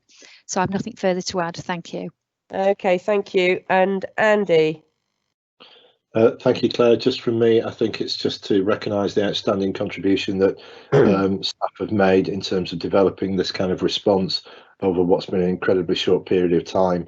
And I think it stands the council in very good stead in terms of some of the points that Gwilym raised as well, just around how we continue this work with the community and voluntary sector and those more rural parts of our wider Shropshire community. Thank you. Thank you, Andy. You took the words right out of my mouth there. Apologies, Chair. No, it's no problem. I was going to say that we do have to come up with a recommendation, and I think the recommendation clearly should be that we note this report. But at the same time, you know, I think we have to say thank you to all our staff because everyone has worked really hard. I know we're a scrutiny committee. I know we're meant to be holding everyone to account. But I have to say, you know, in our hour of need, everyone has turned to and done the best they can. You know, maybe some things could have been done better, but on the whole, everyone has really tried hard. The contact I've had with the call centre when I've called for different people has been excellent. The people who've answered the phone have been lovely. I've had loads of compliments. You know, our bins have been emptied, which is fantastic, really, because you know, quite a few, I think, of the people who work in waste have been ill, but we've still had our bins emptied. You know, we've had everybody on the front line. And I think the management team who've held this all together and organised everything, honestly, they've done a fantastic job and they must have worked a tremendous amount of hours. So what I'd just like to say is that we note the report, but also email every single member of the council and also from Veolia and just say thank you, great job. And at that point, I will ask for a seconder for that. I'll second. I'll do that, Claire. Yeah, thank you. Thank you, Alan. So is anybody against noting it and thanking all the staff? No, okay. So we'll take that forward if that's all right with you, Julie. I don't know if you can. Yeah, is that all right, Julie? You've got that down? That's fine, Claire. Sorry, my mic wasn't working earlier. It's now back. No, that's absolutely fine. So, do we need to read out everybody's name, or are you content that I've asked anybody if anybody's objecting to this? No, that is fine as far as I understand it. Nobody's objected, so we can carry that. Okay, fine. Thank you very much indeed. So, item 7 on the agenda is the Signs and Banners Task and Finish Group final report. And now the chair of the Signs and Banner Task and Finish report was Joyce. Do you want to introduce the report, Joyce? I will. Thank you, Chair. I'm Councillor Joyce Barrow, Chair of the Place Overview Scrutiny Committee and the Task and Finish Group. Last year, the Place Overview Committee agreed to look at a number of street scene issues, which included banners, Christmas decorations, A-boards and other street advertising, housing development signs and pavement permits for cafes and other retail outlets. Over the course of a couple of meetings, the group met and heard from other elected members, town and parish councils and charities and disability groups. It also looked at licensing arrangements and permit fees charged by other local councils. The group's report makes a number of recommendations that it believes will strengthen how the council manages signs, banners and street furniture. These include a new licensing arrangement for A-boards, plus increased costs for housing development signs. The group recommends that the council use this additional income to employ officers to properly manage street furniture throughout Shropshire. The report is very thorough and it explains everything that we've looked at and discussed. I would like to add, though, The group recognise also the economic difficulties caused by the pandemic and would like to see a delay in implementing the policies that could cause severe hardship on some businesses. Therefore, I seek the committee's approval to forward the report to Cabinet for consideration. Okay, thank you, Joyce. So I have got Andy Boddington. Is Andy Boddington around? Andy, are you there? He wished to speak on this item. My apologies for the delay. There you go. You're there. Okay. I'm here now. Thank you very much, Claire. I'm only concerned with the matter of A boards. The Task and Finish group has made little progress on this matter. It recommends that Shropshire Council drafts and consults on a new policy for A boards, but it should have drafted a policy to be set out alongside the proposed charges. But we only have vague recommendations, and they've been kicking around for 2 years. Given the pressures we have at the moment, there will be little time to draft an effective policy on A boards before December. It's taken 1.5 years to get this far. I previously circulated a draft set of guidelines that work well in Ludlow. I believe elsewhere, but of course I see Ludlow every day, not elsewhere. But the Task and Finish group has made little progress on this. It's recommending charges and tighter regulation without saying actually what the regulations will be behind those charges.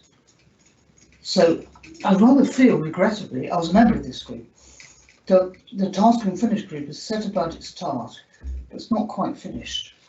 We are running out of time. The council needs to agree an A board policy by December to allow it to sign off charges in February. Then they can come into force at the beginning of April. The policy charges, or the potential charges, cannot be delayed by a further year, as they'll be totally out of date. Crikey, May 2022. What will our retail environment look like? I'm not sure we'll have much of one here. Bringing in charges next April will be a kick in the teeth for businesses struggling to recover from the COVID-19 emergency. In our rural market town of Ludlow, the 2020 season has been cancelled. Everything has been cancelled. And we always have nothing running. We will need a running start for the 2021 season. But the struggling businesses down the alleys and giggles of Ludlow will have to stump up £213 just to advertise their wares. That's a thing they've done for hundreds of years without payment. I mean, these proposals might work in Shrewsbury. I've no idea. Ludlow is not paid with gold. Many of our traders are at the edge of existence. 2 have contacted me just this morning with their concerns about survival. A dozen others, maybe more, have raised concerns about survival in the last few weeks. Of course, that's not all about A boards. It's about the crisis we face. But we cannot put in an unfair tax like this. The Task and Finish group has justified the admin costs, but it hasn't taken economic factors into account, even before the COVID-19 emergency. I'm the first to say we need stronger guidelines. We need to work with businesses to prevent A boards being a danger. They should not clutter the streetscape, they should add to it. We should have a strong A board policy, that's not a problem. We should tell traders they must obey some rules if they want to avoid charges in the future. And if they fail to act, we will introduce charges. That to me is a considered approach. I think it will ensure that we do not introduce contentious charges next year. Because, I mean, everybody up in arms in Ludlow. I can't talk about Shrewsbury elsewhere. But you'll just say in April, which is the beginning of our recovery season, that people will pay more. I don't think that should happen. I don't think it makes any rational sense to happen. And we will look as a council that we are not on the side of business, that we're not on the side of the economy. We're adding burdens in the most difficult retail environment of my lifetime. So I think we should just concentrate on drawing up good guidelines, strong guidelines, and then asking traders to obey them. And if they don't come up with the goods by next year, then we start putting in plans to charge them the year after. Okay, thank you, Andy. I mean, hindsight's a wonderful thing. So I think Alan wants to speak briefly on this, and then I'm going to ask Willem to come in. Alan, would you like to speak first? Yeah, I don't know how you know that I'm going to be brief. Oh no, sorry. Okay. Well, I mean, I think part of the issue with all this is obviously this task and finish group report was done before COVID. So, you know, I think you are going to have a look at it in light of events that have happened. Yeah, well, I will be brief. Just to say, I'm on the Alan Mosley here. I was a member of the task and finish group. I can't recollect Andy Bollington saying any of that when the task and finish was actually in operation. He chirped in after it had completed its work, presumably because he'd been lobbied quite strongly by the people he's supposed to represent in Ludlow. But we did go into some details about what these boards should look like. We had sizes, we talked about the numbers, we talked about how close the actual properties they should be. We went into significant detail, but at the end of the day, we also said that the actual precise specification should be left to the town and parish councils where appropriate. So I don't know what his beef is about that. Overall, we were concerned about the way in which these boards were proliferating. You know what I mean? Yeah. And from the point of view of access and people with disabilities, but also from the aesthetics. And we actually had photographs from Ludlow that showed how ludicrous the number of boards were making the town centre look, and significant grievance from there. So we did do the work. I think I heard Joyce say that the imposition of any proposals in the report should be delayed, given the current circumstances. I know that town centres are going to have a lot of A boards and signs put up to control traffic and pedestrians and cyclists from June the 1st. So that will delay it anyway. I'm not in favour of imposing any additional charges on businesses while the current pandemic is in operation, and until there's been a sufficient time for those businesses to recover. But I think we need to go ahead with this, and we ought to note that it's no use having rules unless we also have some surveillance and some enforcement to ensure that those rules are kept to. I would just make one point though, and that is on the question of pavement use by businesses. I felt and proposed, and a number of agreed, that the fees for those pavement permits should be contingent on the actual size and the extent of the highway which was being taken up by the company. It only seems fair that as they're paying rent and rates of square footage, then if they're using the highway, they should pay us a square footage, so the larger businesses pay more than the very small ones. That isn't in here, but I would like to propose that recommendation is put in from the scrutiny panel. Okay, thank you, Alan. I'm just looking at the chat screen here, and I think it might be better if Roger speaks before Gwilym, and then Gwilym can pick up all the points that have been raised. So, Roger, would you like to ask your question now? Yep, thank you, Chair. And I read the report and I note the members on it, and I compliment them on the work that was done, and I note it was done before we got into the C90, but I can't see any reference about rural areas. about the small mum and pop shops. The shop in a small village, which isn't on the main road, just off it, but wants passing trade to do it. Are they going to be charged to put an A board out on the land outside to let passers-by know that there is a shop there? It's going to be small. This is a lot of money there, so I'm just wondering, has it been looked at? Okay, can I just stop you there a minute, Roger, because Daniel Webb wants to come in urgently. So can we get Daniel in? Yeah, I just wanted to sort of know something. Alan was talking about his proposal that he wished to make with regards to fees based on area used. I just wanted to point out that actually he proposed this in the meeting, and then following the meeting by email, we actually held a vote from the committee about whether or not to include that in the report, and the committee agreed not to include it in the report, and that's why it's not in the report, not through omission, but through deliberate commission. Okay, fine.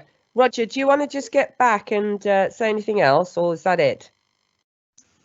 No, I think it is the A board, and I recognise some of the difficulties, especially the comment in the report about where the A boards are open at the bottom and anybody walking with a stick have difficulty. I recognise that, but I'm concerned about the small shops, and it seems to be very town centre orientated, but it's the small shops in the small villages who are desperate to keep going. Are they going to be charged this large money, or is it going to only be in 30-mile-an-hour speed limit areas? Is it only going to be in the town centres? There's the outskirts of the towns. It seems to be a lot of areas which don't seem to be covered, and it's very much concentrated on the centre of the large towns where there may be a proliferation. So maybe there needs to be just an urgent rethink of the task and finish group, and I understand about the time scales. Just to look at it, now we are in a different time period and an economic period to where we were before. Okay, I mean, I think the thing is, Roger, this report will go to Cabinet, and it will be Cabinet that make the decision. So let's hear what the portfolio holder has to say. Gwilym, would you like to say a few words? Thank you, Chair. I just wanted to share with the committee my thoughts at the present time, what I'm minded to think. Obviously, it might not be the final decision when it goes to Cabinet. In respect of A boards, obviously this was done pre-COVID. I personally don't have any intention at this present moment to put any charges on any businesses until we're well out of this pandemic. I also want to new charges, I should add, and I'll come back to that shortly. I also wanted to share with the committee that regulatory services are working closely with economic development on a raft of things affecting the high street, including social distancing, including businesses that are changing from food retail to food takeaway, both working with staff and proprietors. And I think until we have a full understanding of what high streets look like and feel like post-pandemic, we would be mad to make any major changes on the A boards. Moving forward, if we were to bring in a policy, I note the recommendations. I am concerned that they would have to be cost neutral to this council. And if they're cost neutral to this council, I only go on what we charge for the pavement permits, which are cost neutral, and I'll talk about that shortly. You know, we may be in a situation that if you want a licence in A board, it's going to cost £250 to apply for the first year and £100 per annum thereafter. Now, if you're a little shop of 100 square feet up an alleyway in Shrewsbury that turns over £500 a week, of which you're making £100 profit, you know, it's not going to be a goer. And I think we really need to understand the issues there. I also believe that a lot of this has been driven by the larger towns. Shrewsbury does have its issues pre-COVID, and Oswestry. We haven't had any consultation with the bids. I note in the recommendations that there is the option for town and parish councils to bring in waivers of local issues. I would also like to see in there that they can opt out of the policy, so they don't have to accept the policy if they don't want to, but then if they are having problems in the future, they can opt into it, you know, and they can use that with their chamber of chains to move on. I think we've very much got to have a policy that is able to react to local conditions and not be command and control from Shire Hall, that one size fits all. Do you want me to talk about the other issues on the recommendations while I'm on, Chair? Well, I think what you're saying, Gwilym, is that if we note this report, you're going to take it away and do a bit more work given COVID-19. Yep. And we're going to do it in a joined up way with regulatory services working with economic development, and it won't just be about A boards, it will be about the high streets in general. The only thing to mention is I agree with the policy for banners, bunting and Christmas decorations.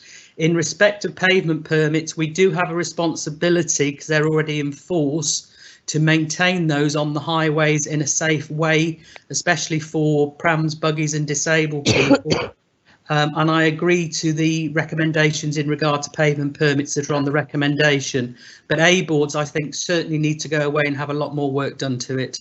And I do not believe that we should be putting any charges on businesses, for any new charges on businesses in the current time.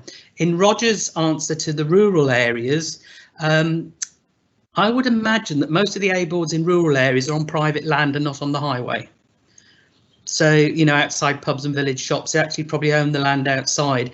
If they are on the highway, again, there may be an issue there, which we need to nail that in any new policy, Roger.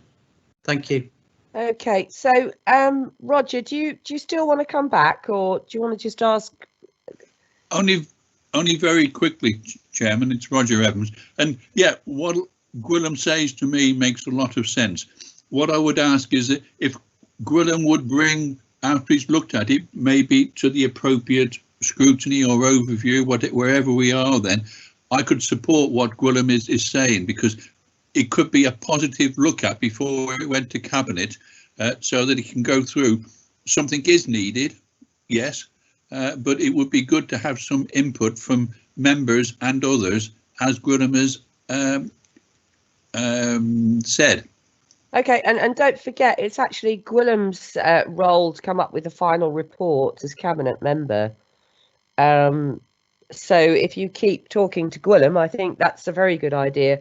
Now, I have got Andy Boddington on here. Andy, did you want to just say something briefly, or? Thank you. I actually agree with Gwilym. Gwilym set it out very well, that we need to think, take into account current circumstances, but assure ourselves the problem hasn't yet gone away and we need to work at it. Thank you. OK, thank you. So, OK, so I'm just going to ask Joyce, as chair of the Task and Finish group. Joyce, are you happy that we note this report? Yes, I'm happy to note it. Because I think clearly, you know, we haven't got crystal balls. Corona's come along, and obviously that's altered everything, I think. It has. I feel quite sorry, actually. There's an awful lot of work gone into this, and I hope that it won't be wasted, you know, and thrown out with the baby. I'm happy to leave it with Gwilym to come up with whatever he thinks should be in there, and for us to scrutinise that when he's done it. Yeah, and I think you know, everyone has done a lot of work, and I think the principles are right. It's just the charging and how you implement it, which hopefully Gwilym can liaise with you about. OK, then, so I'm going to. So, Daniel, did you want to speak before we? Yeah, I just wanted to sort of clarify really what our role is here as a Task and Finish group. I mean, we were tasked with coming up with a series of recommendations with regards to these various street scene matters. We've done that, and now the group is closed. So that's the whole idea of Task and Finish groups. We've made the recommendations, so the group is now closed. So I think to reopen the group again to sort of keep looking at things in perpetuity or for the years ahead is not really a very good use of the time. I think certainly if issues change and you know, we want to look at this in a whole fresh light through coronavirus, then we can set up a new task and finish group, and we can look at that afresh. But I think I would really caution against just keeping groups open endlessly to sort of look at things as a rolling sort of scrutiny. It's very much now for sort of Gwilym to sort of come back with a set of recommendations, and we can absolutely scrutinise that. But really, our work as this task and finish group is done now. Yeah, okay, and so what you're saying is that if Gwilym came back with a report, hopefully when we're out of all this, Joyce can take it to a committee and scrutinise that. Joyce, absolutely.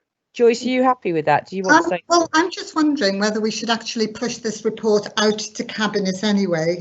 They can speak on it, then Gwilym can do some work on it, and we can then scrutinise it. But it does seem a shame that this very good report, which has a lot of meat on the bones, isn't going forward to Cabinet. Oh no, well it still will go to Cabinet. We can just note it and send it to Cabinet. Yeah, we can do that. That's fine.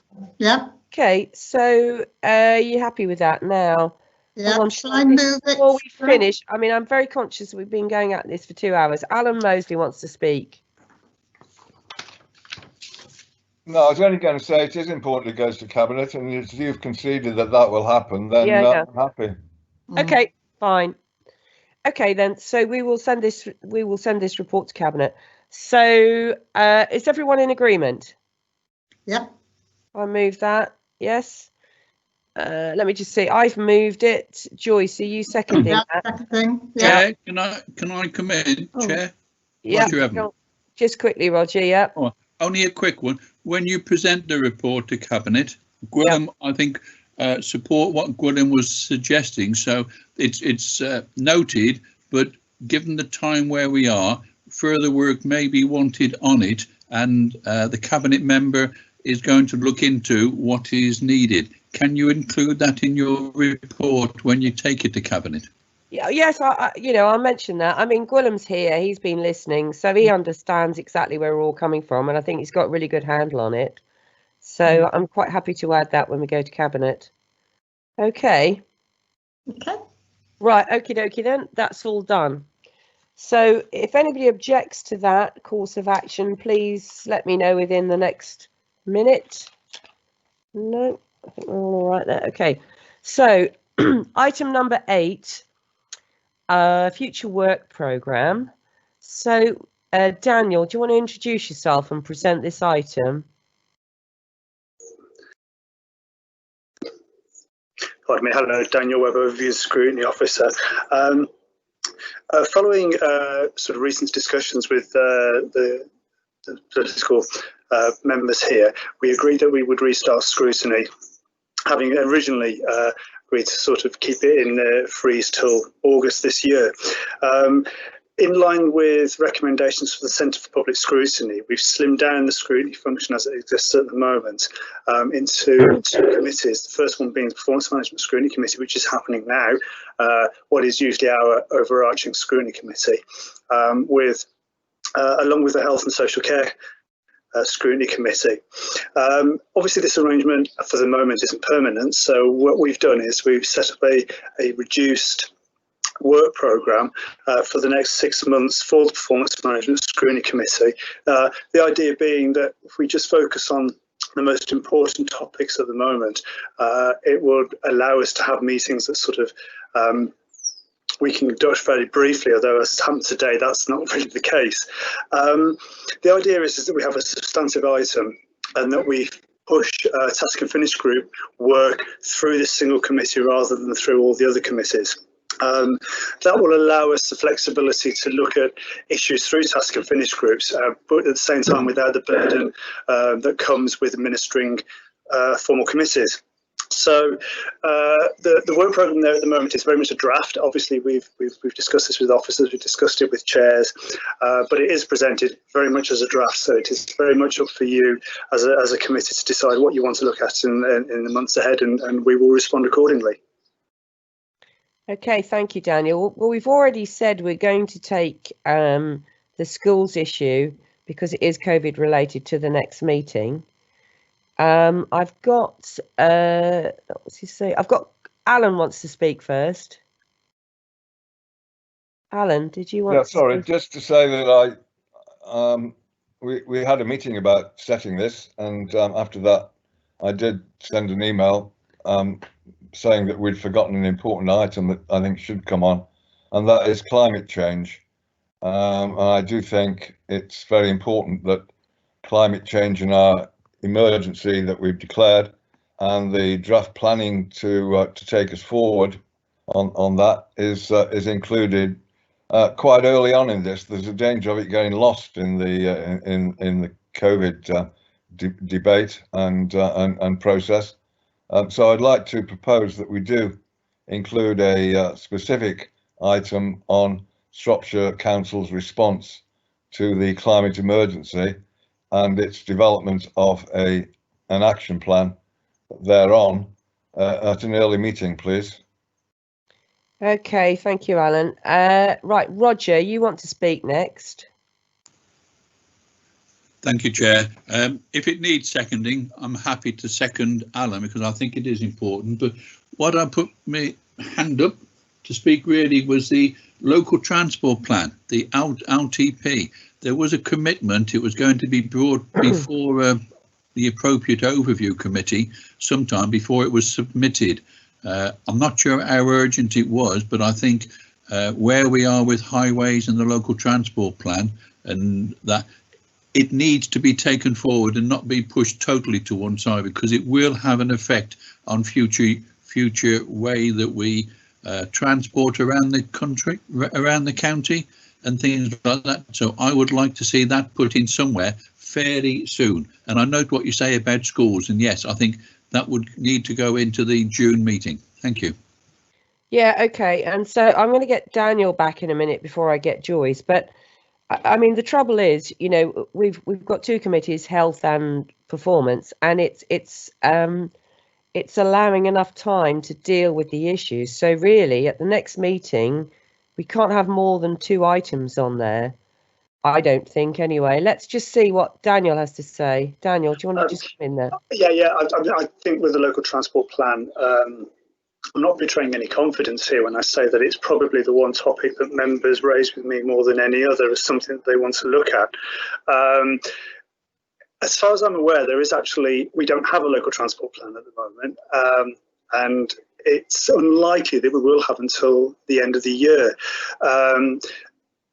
So therefore, I mean, we could bring it to the committee, but I think all the officers will be doing, we're saying, watch this space. Might I suggest as a way forward, therefore, is at the moment we have a road safety task and finish group, which was originally looking at statistics regarding people killed and seriously injured and speed limits.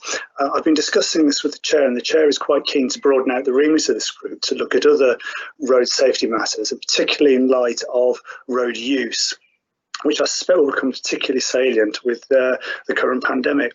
That might be obviously that's a proposal that he will take to the task and finish group in a couple of weeks. So it's for the members to decide whether to go with that. But I would suggest that would be a good place for a detailed discussion, not only about the local transport plan, but what that plan might contain and how it might fit in with our broader or our other strategies, particularly with regards to economic development and climate change. It's not ideal, of course, because those meetings aren't in public, but it does provide an arena where we can feed back to the Performance Management Scrutiny Committee in a time without expanding these meetings too much, because as you can see at the moment, we have a meeting every month for a couple of hours. These topics need time to be discussed. So rather than load them with 3 or 4 items and us risk rushing through stuff, it might be more straightforward for myself to chair these task and finish group meetings, to support these task and finish group meetings, and then to report back to the group. Okay, so I'm going to make a suggestion here. What I suggest we do for our June meeting is we take the schools item and climate change. And I think before, what we used to do was we had a standard item and we used to get a paragraph from Michelle Leith for every meeting about digital transformation. So what I'd like to do is I'd actually like to have not necessarily that as an item in its own right, but just an update on that from Michelle at the next meeting. Now, what does everyone think about that? I think that covers most things. Let's just see what Joyce has to say. Joyce, what do you think? Well, I'm just thinking the highways consultant that we've got was meant to be leaving us in June, and as we know, highways has been one of the biggest issues for the council. I'm just wondering how we deal with that before he goes. He was going to report back. We were going to hear of what improvements have been made and what effect he's had. How do we deal with that now? If we're not going to look at anything to do with performance until July, I'm just wondering, is it worth having a paper coming forward to scrutiny just to outline what's happened, where we're at? I don't know what you think, Chair. Okay, all right. Back to Daniel. Daniel. Great. I'm actually meeting with Tom tomorrow, actually, to sort of discuss how he might support the committees over the next few months. I'm not sure where he's leaving yet. I did sort of say that the purpose of the meeting was to discuss our meetings in June and July, and he sort of seemed quite happy to have that meeting. So obviously I'm not aware of his intentions at the moment or how long his contract with the council may be, but that work is ongoing, and we will be presenting back to the committee, and I think whether or not he's around won't actually have an impact on whether we can report back or not. Okay, so we could actually do that in July. Yeah. Okay. So the suggestion I made about dealing with the issue about the schools, which is COVID related, and any updates re-COVID, and also climate change for the next meeting, is everyone happy with that, or does somebody? Yeah, I'm happy with that, Claire. Yeah, is everyone else happy with that? Roger, are you happy? Chair, can I come in? Yep, come on then. I see in our provisional programme in the June we had the Q4 finance report and Q4 performance report. I'm not sure how big that is going to be, or given the timescales, but if that can still stay in on that programme, then yes, I am happy. What, you want that in as well? I think it's important because of the recovery and what is happening, because we're meeting then. Other authorities seem to be going ahead, but at the end of March 31st, how much money, where was the council the end of March? It's a performance as well, and any other issues that come up between now and then could be picked up. It does give us something to actually aim at and actually look at in June. I think it is important that we do look at the finances and where we are. I know it will be coming later at cabinet, etc., but we do, as a scrutiny and performance, we do need to look at that Q4 performance report, because there is a life after, we hope, after C19, but we need to still have it there in some form. Okay, so Alan's made a very sensible suggestion. So if we do climate change in July, and we'll do the finance and the schools in June. Okay, so is everyone happy with that? You happy with that, Roger? Roger, put your mic on. Yeah, yes, I am. Yeah, no, that would fit the truncated things that we can look at, but also that health overview can be considered separately and take up some of the issues that's been raised this morning. Yeah, because it is part of their remit. Yep. Okay. Fantastic. Okay then. So everyone is happy with what we're going to do in June and July. Yeah. Claire, sorry to break in, but I did ask if I could speak. Yeah. Sorry. Cissy. No, it's all right. No, it's just that I note that we've got the Community Transport Task and Finish Group final report due to come forward in June. I don't know what Daniel thinks, but this one has been on ice for a while. I'm not sure that it is absolutely vital that we deal with this in June, and I'm conscious that we've got to be careful that we don't overload these different June, July meetings. So I'm perfectly happy if Daniel is happy to move that on until further in the process. Yeah. So if we do, so you talk about having climate change and the highways in July, and the finance and the schools in June. Yeah, and if Daniel's happy, then we can do the community transport task and finish group at a later date. Okay, fantastic. Okay. So Daniel, have you got all that? Yep, all notes. I've been taking notes while we've been chatting, so I've got it all wrote down. Okay then. So everyone's happy. Yep. So we don't need to vote on that. I think we've agreed by consensus the future work programme. So all it leaves me to say, I think, is date of the next meeting, which is 2 o'clock on Wednesday, the 10th of June. And can I just thank everybody for attending? And it's been very oh, Alan, yes? Yeah, I did ask to speak. Just out of interest, have we got a log on how many people actually were guests in this scrutiny? Do we know how many people logging on from outside? I don't know. I don't know. I don't know if Julie knows. Julie, do you know? According to my screen, it's the external attendees have gone between 4 and 5. I haven't noticed that it's been any higher than that, but we may be able to get a report from IT afterwards. But it's been around 4 or 5 throughout. Thank you. The other thing is that from a procedural point of view, we took up quite a lot of time earlier on with some excellent questions from Roger. Those could presumably have been distributed before the meeting, and also could we give ourselves time in terms of the deadline for the submission of questions to allow for the responses to be submitted before the meeting, so that we can save the reading out, which you know, people can't comprehend what's been said when they're read out, and they would get much more value from them coming up before the meeting started. Yeah. Can I just say that the questions were circulated yesterday. They were attached to the end of the chair's agenda, which went out yesterday afternoon. The responses have been circulated during the meeting. Yeah, and I think we've all got to work together a little bit, because obviously, you know, with timing and everything. But Roger, if you can get your questions in a bit earlier so that we can get the answers to you. Because I agree with Alan, you know, it's very cumbersome doing all that in a meeting like that. Yes, I've just had I think we ought to go offline and just talk as a group. Can you do that? If we close the meeting and then just the members of the committee stay on. Yep.